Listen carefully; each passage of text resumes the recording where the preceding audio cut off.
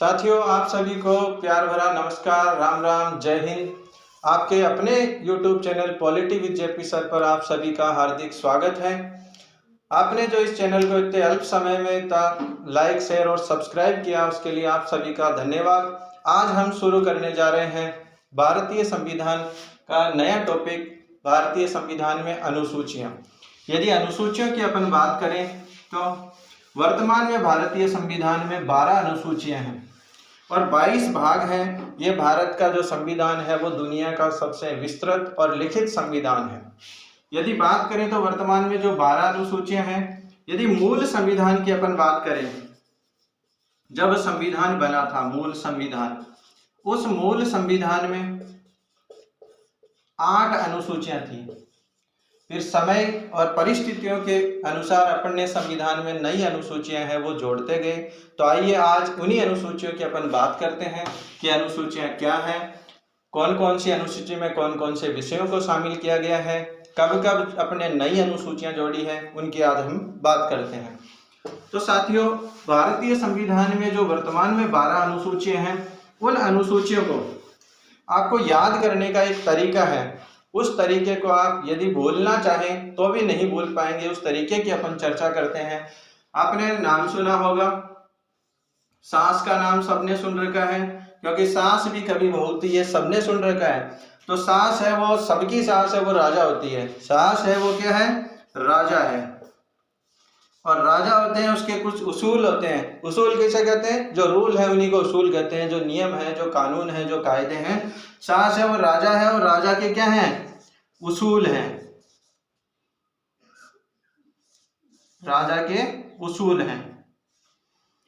सास है उसके, वो राजा है और राजा के उसूल हैं। अब इन 8 अनुसूचियों को अपन इस प्रकार देखेंगे। सास का मतलब है जो पहली अनुसूची है, पहली अनुसूची है। उस पहली अनुसूची में क्या लिखा गया? पहली अनुसूची में लिखा गया है कि जो उसका संघ है और जो राज्य क्षेत्र है उसके बारे में बात की गई है। संघ में कौन कौन से राज्य शामिल है, कौन कौन सी यूनियन टेरिटरीज, केंद्र शासित प्रदेश है, उनकी बात करते हैं। तो पहली अनुसूची है, पहली अनुसूची में संघ शासित प्रदेश, संघ शासित प्रदेशों की बात है, और साथ ही साथ जो राज्य हैं उनकी बात की गई है कि उनका जो नाम है, उनका जो क्षेत्र है, उनकी सीमा है, नाम, क्षेत्र या सीमा, इसकी बात है वो पहली अनुसूची में की गई है कि क्या कहां तक उनका क्षेत्राधिकार होगा यूनियन टेरिटरी का, कहां तक राज्यों का होगा, नाम किस प्रकार के होंगे, उनकी जो सीमा है, जो एरिया है वो कहां तक होगा, इसकी बात है वो प्रथम अनुसूची में की गई है।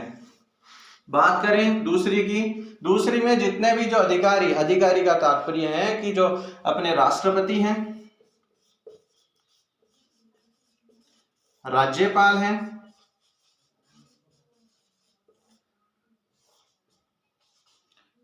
या संघ के जो मंत्री हैं, या बहुत सारे जो पद हैं, उनको वेतन कहां से मिलेगा, किस प्रकार वेतन की व्यवस्था होगी, उसकी बात की गई है दूसरी अनुसूची में। क्योंकि ये जो नेता हैं, राष्ट्रपति, राज्यपाल, संघ के जो मंत्री हैं, या यूं बात करें कि अपन ने राज्यों के जो मंत्री हैं, उन सबको वेतन कहां से प्राप्त होगा, इस वेतन के बारे में बात करने वाली जो है वो है दूसरी अनुसूची। दूसरी अनुसूची है, उसमें राष्ट्रपति, राज्यपाल, संघ के मंत्री, राज्यों के मंत्री, इन सबको वेतन की व्यवस्था कहां से होगी, वेतन कितना मिलेगा, कहां से मिलेगा, इसके बारे में बात की जाती है दूसरी अनुसूची में। तीसरी अनुसूची में यह है कि नेताओं को वेतन मिलेगा तभी वो शपथ लेंगे। तो ये बात की गई है तीसरी अनुसूची में, शपथ के बारे में उल्लेख किया गया है। यहाँ पर ने सीधे राष्ट्रपति के बाद है वो राज्यपाल की बात की, उपराष्ट्रपति की बात क्यों नहीं की? यह आपके दिमाग में आया होगा, उपराष्ट्रपति। क्योंकि जो उपराष्ट्रपति है, उपराष्ट्रपति को उपराष्ट्रपति के पद का वेतन नहीं मिलता है।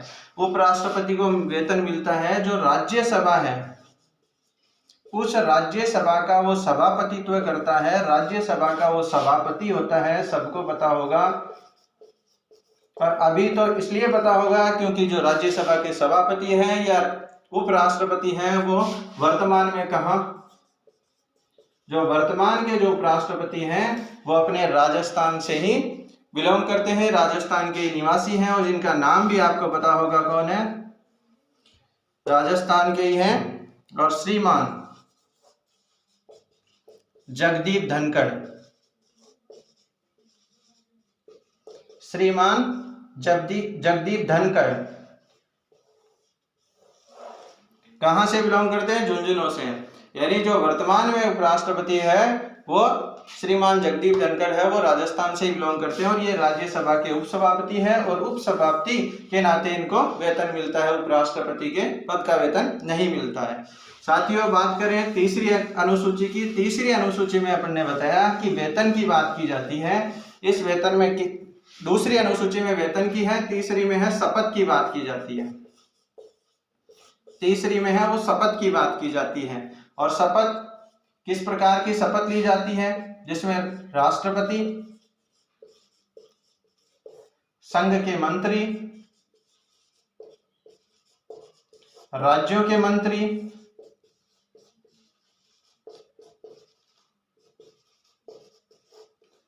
संघ के मंत्री, राज्यों के मंत्री, इनको शपथ है वो किस प्रकार दिलाई जाएगी, किस प्रकार की शपथ लेंगे, ये संविधान की शपथ कौन लेता है और अन्य जो इनके कर्तव्य हैं, कर्तव्यों की शपथ किस प्रकार ली जाती है, ये सारा इसमें उल्लेख किया गया है। जिसमें आपके लोकसभा अध्यक्ष, राज्यों के विधानसभाओं के अध्यक्ष,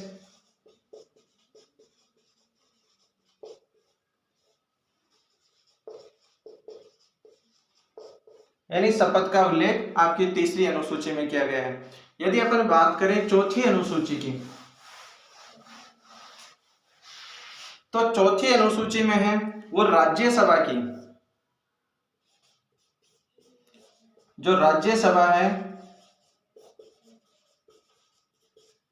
राज्यसभा में सीटों का आवंटन किस प्रकार का होगा, राज्यसभा में किस राज्य को कितनी सीटें मिलेगी, इसका उल्लेख किया गया है। यानी राज्यसभा में जो सीटें होगी वो उनका आवंटन किस प्रकार होगा। और आपको ये पता है कि ये जनसंख्या के अनुपात में होता है और जनसंख्या है वो जिस राज्य की अधिक है वहां सीटें राज्यसभा की अधिक रहेगी। तो राज्यसभा में सीटों का आवंटन, सीटों का बंटवारा, यह है चौथी अनुसूची में। चौथी अनुसूची में और आपको पता होगा कि राजस्थान में जो राज्यसभा की सीटें हैं वो है 10 सीटें और सर्वाधिक सीटों की यदि अपन बात करें भारत में तो वह है उत्तर प्रदेश में, यूपी में 31 सीट। आइए अब अपन बात करते हैं पांचवी अनुसूची के बारे में। पांचवी अनुसूची है क्योंकि अपन ने एक फॉर्मूला बनाया है कि जो सरास है वो राजा है और राजा के कुछ उसूल हैं। पांचवी है जो जिसमें बात करते हैं जातियों की। जाति के आधार पर एससी और एसटी को रिजर्वेशन दिया गया है, आरक्षण दिया गया है। यानी एससी और एसटी है अनुसूचित जाति और अनुसूचित जनजाति के किस प्रकार प्रशासन किया जाएगा, किस प्रकार नियंत्रण किया जाएगा। एससी और एसटी के आरक्षण की व्यवस्था या जो आरक्षण की बात है वह आपकी पांचवी अनुसूची में की जाती है। 5 अनुसूचियों की अपन बात कर चुके हैं। यदि अपन बात करें छठवीं अनुसूची है, उस छठवीं अनुसूची में जो उत्तर पूर्व क्षेत्र है, यानी उत्तर पूर्व यदि आपने भारत का नक्शा देखा है तो जो उत्तर पूर्व में आपने देखा होगा कि जो 7 सिस्टर्स हैं, उन 7 सिस्टर्स की अपन बात कर रहे हैं। इनमें जो उत्तर पूर्वी क्षेत्र है, इस उत्तर पूर्वी क्षेत्र के जो 4 स्टेट हैं उनकी अपन बात कर रहे हैं, जिसमें मिजोरम, त्रिपुरा, असम, मेघालय, मिजोरम और त्रिपुरा।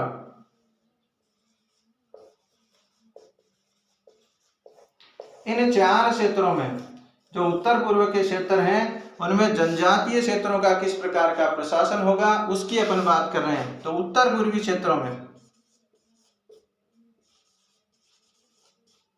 पूर्वी क्षेत्र, जिसमें आपके 4 नाम लिखे जा चुके हैं, मेघालय, मिजोरम, त्रिपुरा और असम है। उनमें जो जनजाति क्षेत्र हैं,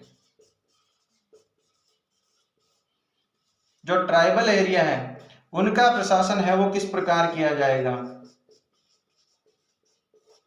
इसके बारे में है वो 6वीं अनुसूची में कहा गया है, बताया गया है। यदि अपन बात करें 7वीं अनुसूची की, 7वीं अनुसूची है, 7वीं अनुसूची में है वो बंटवारा किया गया है। किनके मध्य, किस बात का बंटवारा, विषयों का बंटवारा, कि किस विषय पर कौन कानून बनाएगा, किस विषय पर कौन कानून को लागू करेगा, ये बात की गई है आपकी 7वीं अनुसूची में। 7वीं अनुसूची में अपन ने बात की है विषयों के बंटवारे की, या यूं कहें शक्ति जो पृथक्करण है, सेपरेशन ऑफ पावर है, उसको अपन ने यहां डिवाइड किया है। संघ सूची के माध्यम से, राज्य सूची के माध्यम से और तीसरी बात करते हैं समवर्ती, जो समवर्ती सूची है। ये 3 सूचियों के माध्यम से अपन ने है वो शक्तियों का बंटवारा किया है, विषयों का बंटवारा किया है। संघ सूची है, संघ सूची में यदि अपन बात करें तो कितने विषयों को शामिल किया गया है, तो यदि मूल संविधान की बात करें, मूल संविधान में अपन ने 97 विषय है वो आपके संघ सूची में डाले हैं। किसकी बात कर रहे हैं, मूल संविधान की। कहने का तात्पर्य है जब संविधान बना तो उस समय की बात कर रहे हैं, मूल संविधान में 97 विषय। राज्य सूची में जब मूल संविधान बना उस समय 66 विषय, और समवर्ती सूची है उसमें है विषय 47, वेट कुड़ी दा 47, वो यहीं से आया है 47। एक के 47 का नाम सुना है ना, ये 47 विषय, 66, 47 और 97 कब की बात कर रहे हैं, मूल संविधान की बात कर रहे हैं। आइए वर्तमान की भी बात कर लेते हैं।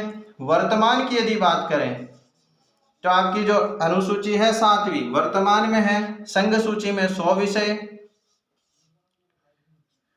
और यदि राज्य सूची की बात करें, क्योंकि राज्य तो नाम से ही आधा लग रहा है, तो यहां से क्या किया, और आधा होता है उसके पास, पावर कम है, तो यहां क्या किया अपन ने, इस राज्य से 5 विषयों को हटाया, जो 5 विषय हैं उनको हटाया और कहां दिया, समवर्ती में। और समवर्ती में कितने हो गए, 47 और 5 52। इसीलिए जो गाना चल रहा है ना 52 गज का दामन, ये यहीं से है 52। ठीक है, तो 52 ये आपको पता होगा कि संघ सूची पर जो कानून बनाने का अधिकार है वो किसको है, केंद्र सरकार को। राज्य सूची पर राज्य कानून बनाता ही है। विशेष बात यह है कि जो समवर्ती है, समवर्ती पर कानून बनाने का अधिकार संघ और राज्य दोनों को है। ठीक है, इसीलिए अपन ने क्या किया, जो संविधान संशोधन किया 42वां, उसके माध्यम से 5 विषय हैं वो किसमें जोड़ दिए, समवर्ती सूची में। आइए आगे बात करते हैं। जो 8वीं अनुसूची है, जो बात करती है किसके बारे में, भाषा के बारे में। और 8वीं अनुसूची भाषा के बारे में बात करती है, और आपको पता है बात करने से ही बात बनती है।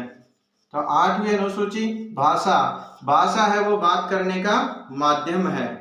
भाषा के बारे में यदि अपन बात करें भाषा के बारे में, तो ये संविधान के 8वीं अनुसूची में जो मूल रूप से भाषाएं विद्यमान थी वो कितनी थी, 14 भाषाएं थी। फिर अपन संविधान संशोधन करते गए, और यदि वर्तमान की बात करें तो ये 8वीं अनुसूची में जो भाषाओं की संख्या है वो 22 भाषाएं हैं। 22 भाषाएं हैं। आपको बता दें कि इसमें न तो अंग्रेजी को शामिल किया गया है और न ही जो अपनी राजस्थानी है। राजस्थानी इतनी सुंदर भाषा, मायड़ भाषा जिसको कहा जाता है, क्योंकि राजस्थानी में कहते हैं कि लाड करा, प्यार करा, घणो मान सम्मान करा। और जो यहाँ का राजस्थान का इतिहास है उसको लिखा गया है, यहाँ की जो मीठी बोली है, फिर भी राजस्थानी को इसमें शामिल नहीं किया गया है। राजस्थानी है, उस राजस्थानी को शामिल 8वीं अनुसूची में शामिल करवाने की मांग की जा रही है। तो हमारा तो सरकार से भी आग्रह यही है कि राजस्थानी को जल्द से जल्द है वो 8वीं अनुसूची में शामिल किया जाए। सरकार इस मांग को सुने। अब हम बात करने जा रहे हैं भारतीय संविधान की 9वीं अनुसूची के बारे में। और यदि 9वीं अनुसूची के बारे में, क्योंकि अपन ने फॉर्मूला पढ़ा कि सास है वो राजा है और राजा के उसूल हैं। 9वीं जो अनुसूची है, 9, 10, 11 और 12, आपको पता है ये अनुसूचियां बाद में जोड़ी गई, मूल संविधान में नहीं थी, बाद में इनको जोड़ा। 9वीं अनुसूची में क्या हुआ, उसूल हो गए सास के, तो 9वीं अनुसूची में क्या था, सुधार। सास क्या करती है, सुधारती है, सबको सुधार करती है। किस प्रकार का सुधार, भूमि सुधार किया गया, यानी भूमि सुधार से संबंधित जो कानून थे उनको लागू करवाया गया। भूमि सुधार का काम है वो इस 9वीं अनुसूची में शामिल था। 9वीं अनुसूची में भूमि सुधार से संबंधित कानून, भूमि सुधार का तात्पर्य था कि जो जमीन की जो जोत करता था, जो खेती करता था, उसको मालिकाना हक है वो दिलाया गया। और ये भूमि सुधार, विशेष बात यह है कि कब किया गया। आपको पता हो कि भारत में जो चुनाव हुए थे वो 1952 में हुए, जबकि ये अपना जो भूमि सुधार है कानून है वो कब लागू कर दिया गया, 1951 में। और आपको ये बताएं कि पहला जो संविधान संशोधन है, प्रथम संविधान संशोधन के माध्यम से ही, जो प्रथम संविधान संशोधन है, उस प्रथम संविधान संशोधन के माध्यम से ही इस 9वीं अनुसूची को जोड़ा गया था। यानी 9वीं अनुसूची को जोड़ने का तात्पर्य यह था कि इसकी है वो न्यायिक समीक्षा नहीं की जा सकती थी। यानी जो 9वीं अनुसूची में जिन विषयों को आपने डाल दिया उस पर की न्यायिक समीक्षा नहीं की जा सकती थी, न्यायिक समीक्षा। लेकिन कई बार प्रश्न इस 9वीं अनुसूची से पूछे जाते हैं और पूछे भी गए हैं। न्यायिक समीक्षा है वो नहीं की जा सकती थी, लेकिन कब तक नहीं की जा सकती इसकी बात भी अपन करेंगे। नहीं की जा सकती थी, एक डिसीजन आया, अपने प्रस्तावना में पढ़ा था कि बेसिक स्ट्रक्चर यानी जो मूल ढांचे की अवधारणा दी गई। और मूल ढांचे की अवधारणा कब दी गई, मूल ढांचे की अवधारणा दी गई 24 अप्रैल 1973 को। जो केस का नाम क्या था, केशवानंद भारती बनाम केरल राज्य विवाद। अपने पढ़ा केशवानंद भारती केस, केशवानंद भारती बनाम केरल राज्य जो केस था, उसी में अपन ने बताया कि 13 जजों की जो पीठ बैठी उसका डिसीजन आया। उसमें कहा गया कि जो 24 अप्रैल है 1973 को जो डिसीजन हुआ उसमें जो मूल ढांचे की अवधारणा दी गई, इसी को आधार मानते हुए 2007 में ये कह दिया गया कि इससे पहले के जो कानून है उनकी न्यायिक समीक्षा नहीं होगी, पहले के जो विषय हैं उनकी, लेकिन इसके बाद के 24 अप्रैल 1973 के बाद के जो भी विषय 9वीं अनुसूची में डाले गए हैं उनकी न्यायिक समीक्षा होगी, न्यायालय उन पर अपना डिसीजन निर्णय देगा। ये बात हुई 9वीं अनुसूची की, यानी भूमि सुधार से संबंधित जो कानून है उनको इसमें लागू किया गया। लोगों को जो भूमि का जो मालिकाना हक है वो दिलाया गया। जो व्यक्ति जिस खेती को जोतता था उस पर उसका अधिकार हुआ। ये 9वीं अनुसूची में शामिल था। सास ने सुधार किया, और सुधार करते हैं तो आप क्या करते हैं, दल बदल करेंगे। दल बदल यानी एक जगह को छोड़कर, एक दल को छोड़कर आप दूसरे दल में शामिल होते हैं। दल बदल किया गया। दल बदल किया था, दल बदल यानी जितने भी जो राजनीतिक पार्टियां हैं आपको टिकट देती है उस पर आप चुनाव लड़ते हैं, और जैसे ही आप विजयी होकर संसद या विधानसभा में पहुंचते हैं तो उस दल की सदस्यता छोड़कर आप दूसरे दल में चले जाते हैं। इसको दल बदल कहा जाता है। यानी आपने एक्स पार्टी से चुनाव लड़ा और वहां से क्या हुए, विजयी हुए, और आप विजय होने के बाद वाई पार्टी में चले जाते हैं। इसको दल बदल कहा जाता है। ठीक है, तो ये दल बदल कानून है वो राजीव गांधी के समय, और राजीव गांधी है आपको पता है भारत के सबसे युवा प्रधानमंत्री बने। उन्होंने ये कानून लेकर आए, दल बदल निरोधी कानून 1985 में। और जो भी कानून है वो किसके माध्यम से जोड़े जाते हैं, उसके लिए एक संविधान में बदलाव किया गया, संशोधन किया गया। उसको कहा गया 52वां संविधान संशोधन। 52वां संविधान संशोधन। क्योंकि समय की मांग के अनुसार बदलाव होना जरूरी है। तो 52वां संविधान संशोधन किया गया और आपका दल बदल निरोधी कानून लाया गया। ये 10वीं अनुसूची के माध्यम से हुआ। अब दल बदल कर के बाद यदि अपन बात करें 11वीं अनुसूची की, और 11वीं अनुसूची है वो गांधी जी का जो सपना था, ग्रामीण जो गणराज्य है उसकी स्थापना हो, गांव का विकास हो, वहां की जो स्थानीय सरकार है उसकी स्थापना हो। इसके लिए भारतीय संविधान में, भारत के इस लोकतंत्र में एक बहुत बड़ा कदम उठाया गया। और जो आपके पंचायती राज है, स्थानीय शासन है, उसकी शुरुआत होती है। उसकी शुरुआत किस आधार पर, हालांकि आपको बताएं कि पंचायती राज की शुरुआत है वो 2 अक्टूबर 1959 को की जा चुकी थी माननीय प्रथम प्रधानमंत्री पंडित जवाहरलाल नेहरू जी के द्वारा। लेकिन 11वीं जो अनुसूची है उसके माध्यम से इसको संवैधानिक दर्जा दिया गया, संविधान में दर्जा दिया गया, संविधान में शामिल किया गया, संविधान में दर्जा दिया गया। संविधान 11वीं अनुसूची, जिसका तात्पर्य है कि जो ग्रामीण स्थानीय शासन है, क्योंकि भारत है वो गांवों का देश है, यहाँ की आज भी है वो 69% आबादी है वो गांवों में निवास करती है। तो जो ग्रामीण गणराज्य का सपना था, गणराज्य के बारे में अपन ने बताया है कि जो किसी भी देश का है वो जो प्रमुख पद है या जो सर्वोच्च पद है उसका निर्वाचन होगा। तो गांव का जो यदि अपन बात करें तो गांव का सर्वोच्च पद है वो सरपंच का होता है, उसको आप अपने मताधिकार के माध्यम से चुनते हैं। तो ग्रामीण गणराज्य की स्थापना हुई और संविधान में दर्जा दिया गया। कब दिया गया? उसके लिए भी संविधान संशोधन किया अपन ने और नाम दिया 73वां संविधान संशोधन। 73वें संविधान संशोधन के माध्यम से ये 73वां संविधान संशोधन हुआ। क्योंकि लंबे समय से है वो कोशिश चली आ रही थी, इसलिए इस कोशिश को अपन ने सफल बनाया। और कोशिश करने वालों की हमेशा जीत होती है, कोशिश करते रहें। जो गांधी जी का सपना था वो साकार हुआ। 73वें संविधान संशोधन के माध्यम से अपन ने इसको संविधान में शामिल कर लिया, संवैधानिक दर्जा दिया गया। और साथ ही साथ जो 29 विषय हैं,